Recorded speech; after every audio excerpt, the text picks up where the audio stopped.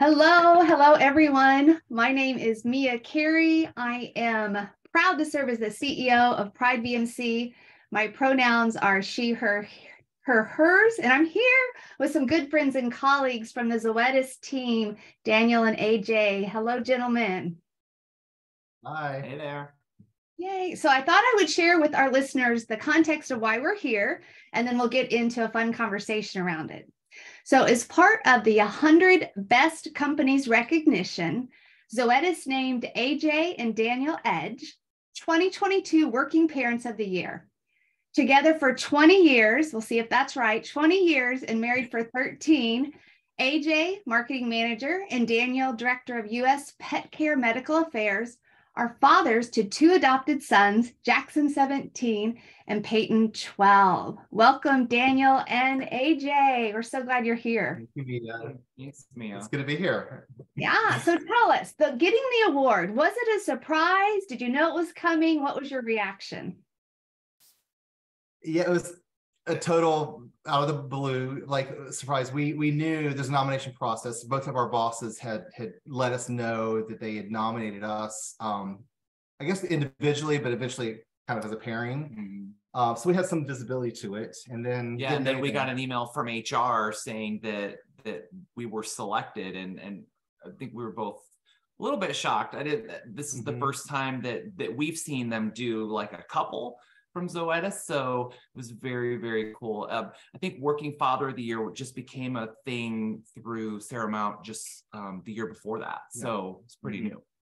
Nice. Well, I was very excited to see it and very happy for you both, because it's a wonderful recognition, right, of all of the good, the bad. There's challenges, and yet you move through them, and you're so happy when it's recognized. Yeah.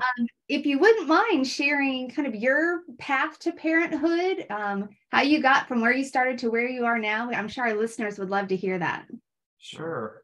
So I'll start, and AJ will kind of tag in. So we knew pretty early on we wanted kids. So around 2005 or 2006, we started exploring pathways, and so we reached out to some international adoption agencies. Around that time is when they stopped adopting to single fathers or kind of in their mind questionable situations. A lot of other local adoption agencies were religious based and did not want to work with us directly. And so through a veterinary friend actually that I worked with, who's an internist, learned that the foster system in North Carolina was very wide open to like a family as a family. They were very open-minded about that, and they had adopted through the foster system there. So that's how we first learned about that pathway, and then started training in 2007. I think at that point we took courses required. It's been so it's kind of funny then when we reached out, because the recruiter then for the local county foster care unit, we asked if she had any issue or any concern with us being a gay couple, and her response was she didn't care. They just wanted good homes for these kids. So we were excited to be able to jump in and be able to go through the training and that. Now our path, like we actually, before our two boys that we have now with our forever family, we actually had two other children that were originally placed with us. The first was a baby boy who went back to his father, who the time in that particular situation, he didn't know about his son. But what was pretty cool about that is we actually are his godparents now. And so I think because of that situation, that really helped move us forward. I will say at that point in time in our lives, when that baby left us, we were really thinking we were done. Like it was very, very heartbreaking. Oh, I'm sure. But luckily, we were able to advance forward. One thing I did want to share is that on our path to parenthood, I actually changed my last name before we were ever legally married, because at the time, gay marriage was just a very new thing. And what we had learned from that other couple that had success through the foster care program was that it was key to have the same last name as a family. Where, you know, at the time where we lived in North Carolina, it just may have been more of a question. So I did want to share that, because there may be some people out there that maybe aren't married and they don't want to get married, but they want children. So it's just something to consider. Such a good, you know, you learn so much through these processes, right? And you want to share that wisdom. Thank you. Wow. Well, I'm curious. I know with any journey, including the path to parenthood, there's always up and downs. Is there a challenge that you face that you would like to share with the listeners, and maybe how you address that challenge? Yeah, I'll speak to like the earliest challenge, the biggest challenge we had, and maybe you can layer in some like more recent, you know, general parent stuff. But our biggest challenge at the time was only a handful of states had same-sex marriage at the time, right? So North Carolina was not one of those. I was able to adopt our children. One of us we had to choose who the adoptive parent was, because legally only one of us could do that. So I adopted both of our children. You know, we didn't tell this piece of the story yet, but our second child was actually through open adoption, kind of a different pathway, kind of out of the blue circumstances came to light. So they both were adopted within the same month of each other. But because we wanted to be a full family with full parental rights for us both, we had to leave North Carolina. We had to find somewhere that we could do that. So we were married in Iowa. Iowa would compel second parent adoption situations. They would compel the birth state to change the birth certificate. So by moving back to Iowa, AJ could be a second parent, adoptive parent in that state. Iowa would require North Carolina and Kansas, the two states our children were born in, to change the legal records. So that was our pathway. That was a huge challenge because, moving, brand new, a baby, a 4-year-old, got to tell your family and friends. My job, luckily, it worked out very well. They were very supportive, and I was able to change territories. I was a field-based colleague at that time with a different company. It all worked out, but that was a lot to have to go through for something that should be much easier, and now is in most places is much easier to go through. And I'm chuckling just because I'm remembering that when the birth certificate came for Peyton, I was listed as the mother. So that was a joke that we had for some time. It now is parent one, parent two. Oh, nice. The lawyer basically was like, "That's all you're going to take what we get." So that's right. But I think another challenge, like from my perspective, that, when we moved and we had 2 young kids, I actually quit my job and became a stay-at-home parent. And I struggled with that a little bit in that it was, I went from going to work every day and being able to accomplish the goals that I really had put in my task list, and that, to struggling with a 4-year-old and an infant and trying to really navigate that world. But even thinking about, there was a lack at the time of daddy groups, like, there's meetups out there for a lot of mommy groups.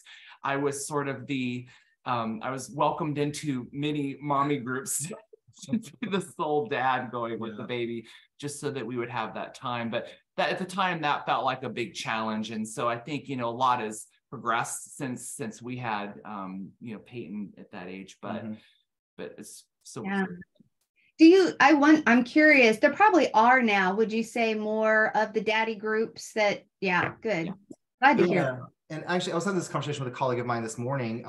Where we live now in the Maplewood, South Orange area of New Jersey, they call it SOMA, as like a local acronym.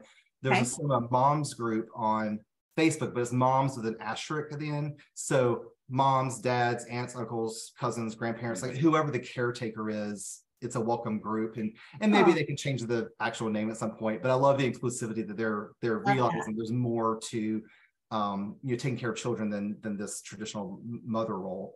And there are larger groups out there on Facebook too. Like there was a gay fathers group out there. It was actually called Gay Fathers on Facebook. That it was a private group. You had to join. You had to answer some questions to get into the group.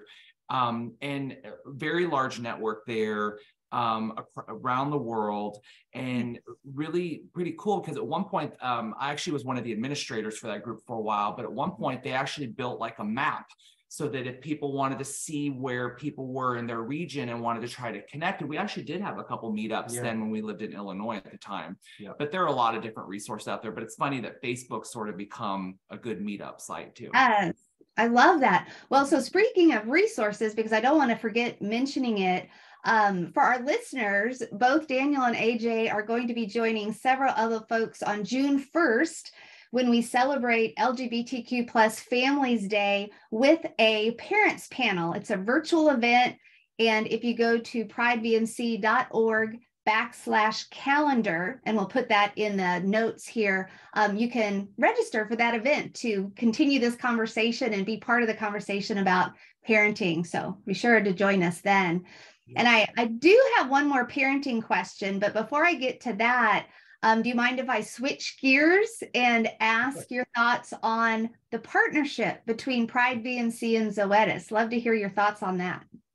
Yeah, I love it because it's grown so much the last few years. I think we've had connections for many years, but the last few it's grown quite a bit, and it's actually been very helpful, I think, in both directions, right? An association needs sponsorships, they need like larger corporate kind of involvement to help them grow.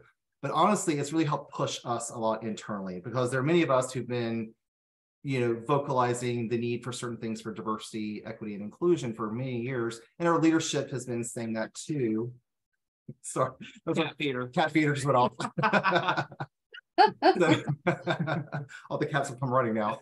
Yay. But, it's helped us a lot because in recent history with the Gender Identity Bill of Rights, it really helped us have that conversation internally. It was something we should have been doing in a more vocal stance, and we had some policies in place already, but it created the opportunity for us internal to have a bigger discussion and really kind of put action to words. And I loved it. So it's helping us grow quite a bit as an organization, and it's very inspiring to see that happen. Well, I will say from the Pride VNC side, it's been a very long time and very fun and very productive. I feel like we do really good work together. So we're so proud to have Zoetis as a diamond partner. So thank you for that. Absolutely. Thank you. Love it. So one last thing I'd love to ask for both of you, but of course you can share anything else that you'd like in closing remarks, but I'd love to hear for those listening, one thing that you want them to know about being an LGBTQ plus parent. Well, I guess at the end of the day, I mean, I think when we first went into this and we were exploring the path and that the road was so long that, sometimes it felt like we weren't actually going to get to the end. And when we finally did, I think then we were like, we're finally here. But it's like, just like any other family, we are a family. And I think there's really no difference at the end of the day, because we all have our struggles. I mean, right now we have a 17-year-old, and a 17-year-old's getting ready to go out in the world, whether they go on to college or they get a job and they move out. So we go from the worries of having them and getting them to school and this and that, to putting them out there in the world. And I think that's just very natural, and it's just what makes a family. So I don't think there's any difference at the end of the day that I could really draw on the distinction, other than we went down an adoption path. Many other straight couples do as well. And I think everything presents itself with a challenge, but we're all the same. Yeah. And I'll just add, we've moved a lot from my work, especially. And we're in a very wonderful community that we live in now. It's very progressive. Like, to have gay parents is like the norm. It's not a big deal at all, which is wonderful. But we've lived in many communities where we were the only two-dad family, and to our knowledge, the only openly gay men involved in any kids' lives at the schools. And so I think the being who you are, being visible, and even though it's hard and you feel alone and you're having to join the mommy groups and they're talking about breastfeeding and you can't relate to that exactly, but you can relate to other things. Right. There's always people there who will bring you into the fold. There's allies that are out there. And so I think there's a sense of community that can be found wherever you are. That's a good point. You'll definitely find your allies.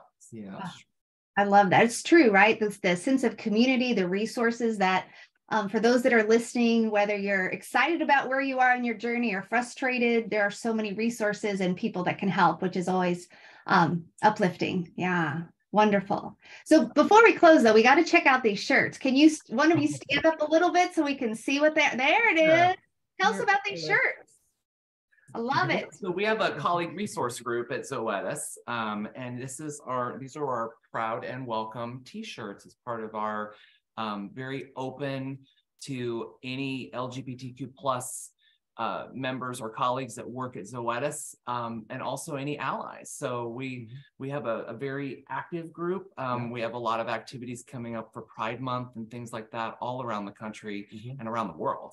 So it's a lot of fun. And so yes, we're very happy to be wearing these shirts to represent. And I'll put a plug in for Pride events. So Zoetis, I may not capture them all, but Zoetis is going to have booth presence at North Jersey Pride, Dallas, Kalamazoo, Lincoln, Nebraska, I believe, as well. Yeah. And there's probably others globally that I'm not. There are thinking more of. globally too. Yeah. So look for us or those like us with the shirts and say hi. Wonderful. I love it. Well, thank you, AJ, Daniel. Thank you so much for spending time with me today. It's been wonderful. Thanks, Thank you, Mia. Always great. Appreciate it. Bye. Good.